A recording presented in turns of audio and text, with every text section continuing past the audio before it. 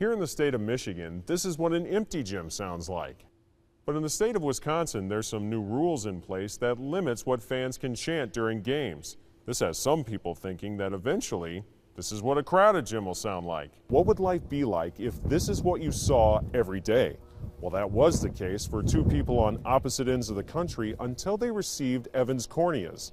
Now their whole world has come into focus. It was a happy homecoming for Jim Caldwell here at Lucas Oil Stadium as the Detroit Lions defeat the Indianapolis Colts in the season opener 39-35. Gordie Howe didn't arrive in Detroit until the mid-1940s, and it didn't take long for Motor City to embrace him. Now, Jim Caldwell said he doesn't like it when people say that the Lions backed into their playoff spot. But consider this, a month ago, this team was in the driver's seat for a division title. There's really no other way to describe it. This story is brought to you by the letter H. Because here at Holly High School in Holly, Michigan, it's all about the H. You don't have to look far to find one. They wear it with pride.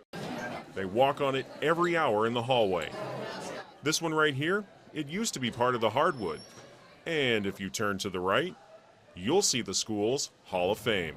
There's a lot of history in that hollowed corridor. There's little doubt you are in Bronco country. Okay, hold on a second.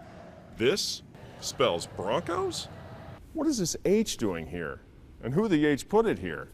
In 1945, Bruce Dreyer, along with his fellow student council members, decided that it would be important that we have a nickname. So what do they call you guys? Broncos. Broncos, but it's spelled Bronchos. So? And there actually is Broncos spelling in the dictionary with an H. Now my phone here, it thinks we're in Denver because it keeps wanting to spell Broncos the same way the defending Super Bowl champs do. But there is a perfectly good explanation as to why there's an H in the name. I'll let these guys spell it out for you.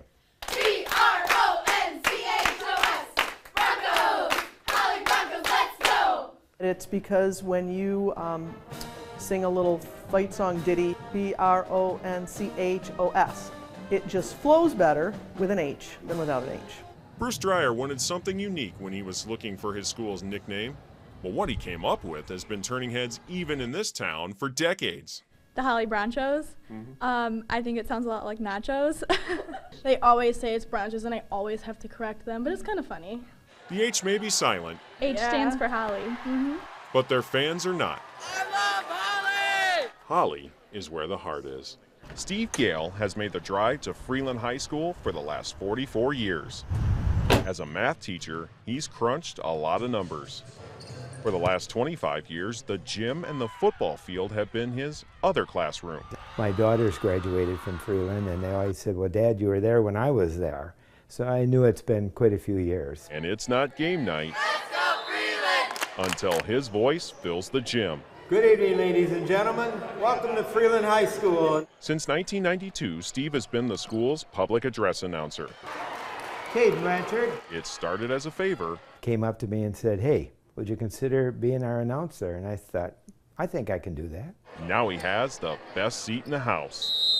From the school's elite to the championship teams, Steve has seen it all. Since getting behind the mic, he's missed only one game.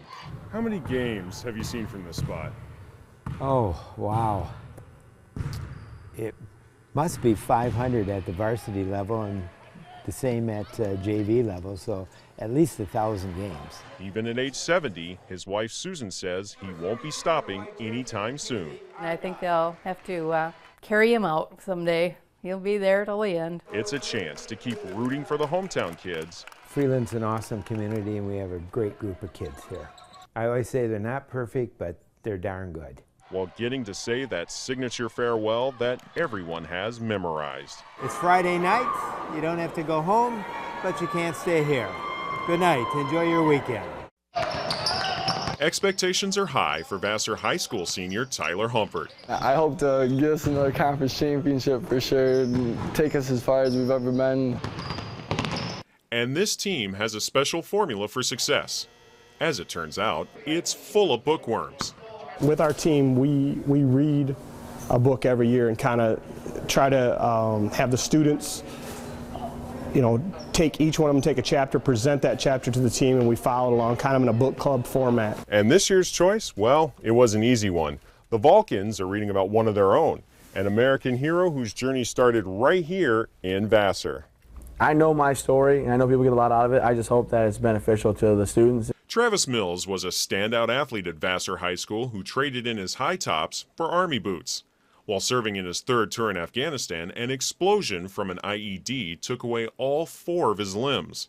But Mills' never give up attitude proves that he really is as tough as they come, and that makes him the perfect role model for the Vulcans.